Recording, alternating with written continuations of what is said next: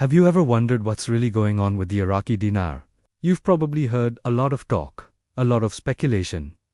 Well, today, we're cutting through the noise. The Central Bank of Iraq has rolled out some major new currency policies, and they're shaking things up in a big way. These aren't just small tweaks. They're a massive effort to stabilize the dinar, strengthen the country's economy, and change how Iraq interacts with the world's financial system. So, what do these changes actually mean for the dinar, for the people of Iraq, and for anyone watching this currency? Let's dive deep into the details, the challenges, and what the future might hold. First, let's talk about the big picture.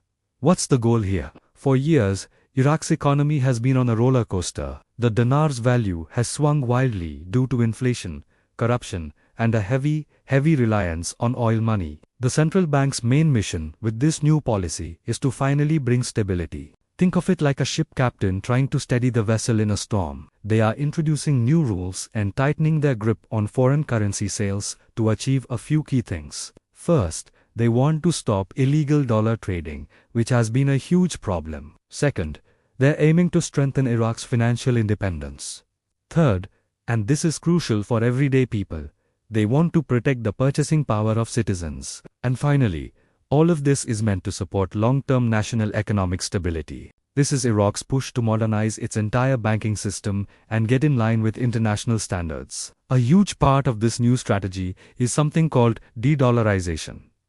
For decades, the US dollar has been king in Iraq. It's been used for everything from big international trade deals to small, everyday purchases. This has made Iraq's economy very vulnerable to what happens with the dollar globally. The central bank is now actively encouraging everyone, businesses and citizens alike, to use the Iraqi dinar more. It's a strategic shift to strengthen their own currency's value. They've already started limiting dollar transactions in certain sectors and are pushing banks to promote the dinar by getting its own people to believe in and use its own currency. Iraq hopes to build a stronger, more resilient economy from the ground up.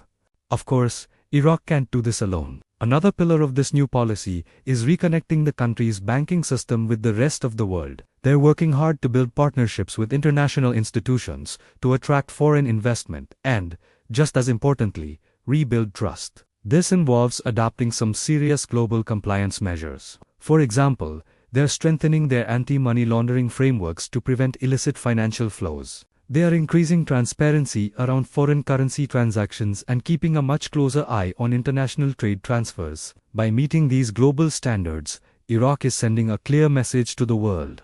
We are a safe and reliable place to do business. This could open the doors for foreign banks and investors who have been hesitant to enter the market. To make all of this happen, Iraq is also giving its banking infrastructure a massive digital upgrade.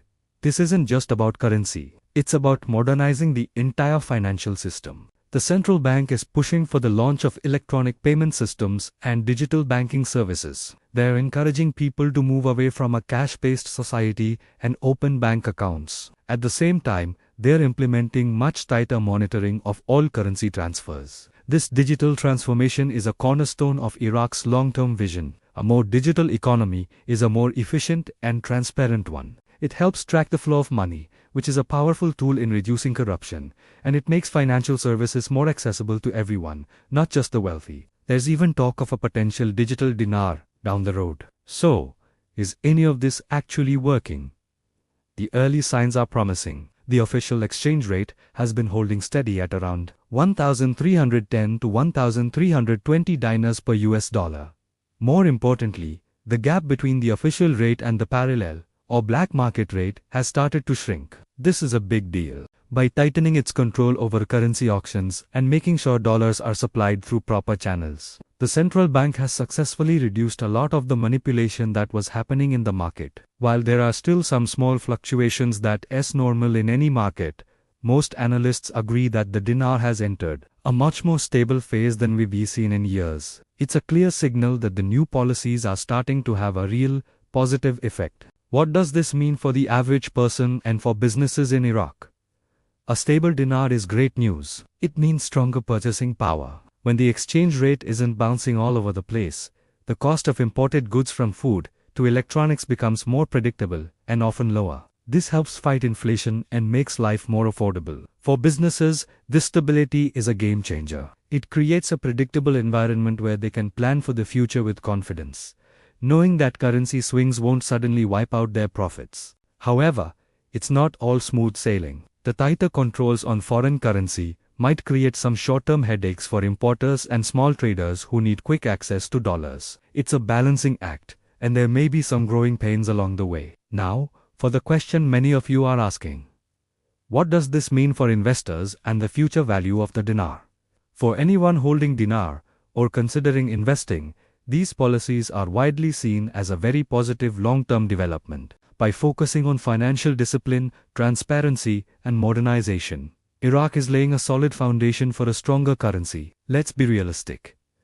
A sudden, dramatic revaluation overnight is highly unlikely. That's not how stable economies work. Instead, what we're likely to see is a gradual appreciation of the dinar's value over the next several years. As Iraq's economy diversifies away from oil and as foreign confidence continues to grow, the dinar will naturally strengthen. Some experts believe that, if Iraq stays on this path, the dinar could become one of the more stable currencies in the Middle East by 2030, especially as it embraces new financial technology. Looking ahead, what do the experts predict for the next 5 to 10 years?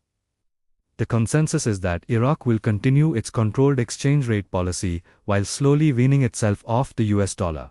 By 2026, we might see Iraq conducting more regional trade using its own currency, especially with partners like Turkey and China. Between now and 2030, analysts expect to see continued stability in the dinar, with a slow and steady appreciation. They also predict significant growth in Iraq's foreign currency reserves, which acts as a buffer for the economy. The shift to digital and cashless payments will accelerate, and the country's ranking in global financial transparency is expected to improve. If Iraq can achieve these goals, its currency will earn more respect on the international stage. In conclusion, the Central Bank of Iraq's new currency policy is a pivotal moment. This is more than just about numbers on a screen. It's about a nation actively working to build a more independent, transparent, and stable economic future. By tackling its dependence on the dollar, stabilizing the exchange rate, and jumping headfirst into digital reforms, Iraq is charting a new course. Of course, major challenges like political instability and fluctuating oil prices remain. But for the first time in a long time, the path forward for the Iraqi dinar looks increasingly optimistic. This policy is about rebuilding confidence, empowering citizens, and securing Iraq's economic sovereignty in a world that is constantly changing. Thank you so much for joining me on this deep dive into Iraq's new financial landscape. I hope this gave you a clearer picture of what's happening. If you found this video helpful, please give it a thumbs up. And don't forget to subscribe and hit that notification bell so you won't miss our next video. We'd love to hear your thoughts in the comments below. See you next time.